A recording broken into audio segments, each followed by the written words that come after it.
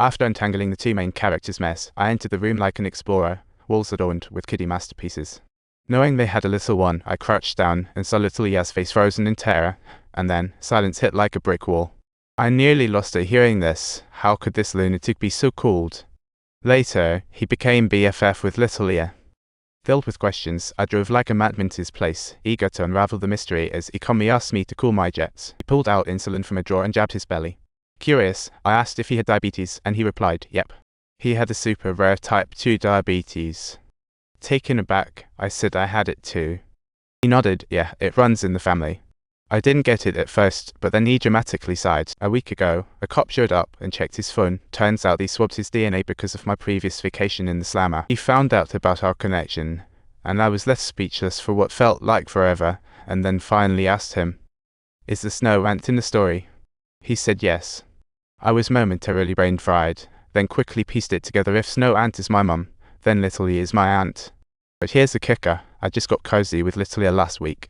Uncle Liang said he didn't plan to spill the bean, but realizing he might kick the bucket soon, he decided to write a memoir sharing stories from the past since, sharing the same blood. I was silent for ages, then stood up and declared, we're not the same at all. Totally different. Then I picked up a pillow and smothered him while he thrashed like a drowning fish. I didn't let go until the madman stopped moving. After departing from his home, I settled back into my car, suddenly reminiscing about my childhood when Mom would bestow me with gifts. Those days filled with warmth, and a year later, a new book, Dark Butterfly, became a bestseller, making me a hotshot author, and I married my spicy lady. She popped out a kid, and we bought a mansion in the mountains, living life like cafe royalty. One fine afternoon, my agent rang me up, inviting me to Paris since I just snagged the Femina Award. Truth be told, I was kinda reluctant since I didn't want my book too much in the spotlight. You all know why, right? The skipping hour wasn't an option, I'm living off this book now. A few days later, I collected my awards and held a reading session at the bookstore, reading the best parts, with fans listening intently. But there was one person silently staring at me. It was my mother. I dragged her into an alley. I asked her what she wanted. She brought clothes to the baby. I said no, but she wanted to see the kid. I said there's absolutely no way. She grabbed my hand, asking why I was treating her this way, and I shoved her, causing her to faint flat. People quickly gathered around, so I took her to the hospital. The doctor said she was fine, just hadn't been eating right lately. After leaving the hospital, we headed to Uncle Liang's grave, and I asked her what really went down after Grandpa kicked the bucket. She said after fleeing back here, she discovered she was pregnant, but Uncle Liang wasn't ready for kiddo duties. Eventually, they broke it off, and she torched her hair salon, starting anew in another city. Later, she landed a job at the hospital and met my future stepdad. I told her I'd spent the past year in a state of mental collapse, because no secret can stay under wraps forever. Now that I have a family and kid, what happens if things blow up? She cut me off, asking if anyone knew the secrets in the book.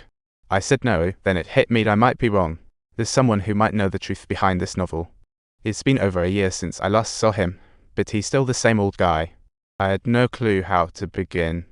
Perhaps it was due to the overly tight schedule over the past couple of days that I inadvertently conked out on the couch.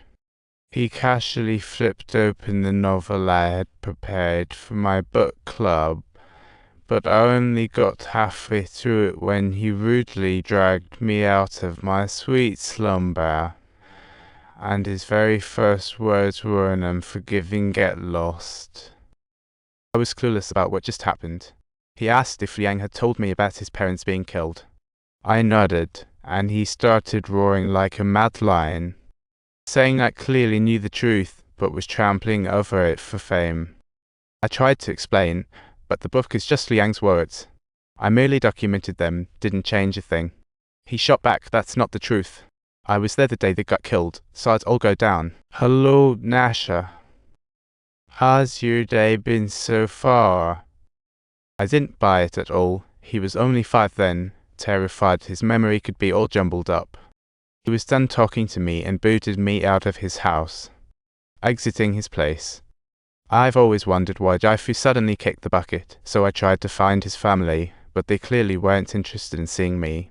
I went to the library and found old newspapers, discovering Mom was accused of excessive self-defense due to long-term domestic violence by Jaifu. In the end, she was found not guilty. On my way home, I reflected on the tales Liang had told. One bloody incident after another flashed before my eyes. If little Liu was telling the truth, I dared not think further, so I dashed to Mom's place, demanding the truth, but she said I was suffering from delusions. I informed her that I had recently returned from Brussels, and indeed, that old newspaper made everything abundantly clear. She confessed to killing Jaifu due to domestic abuse and, crucially, him hitting me.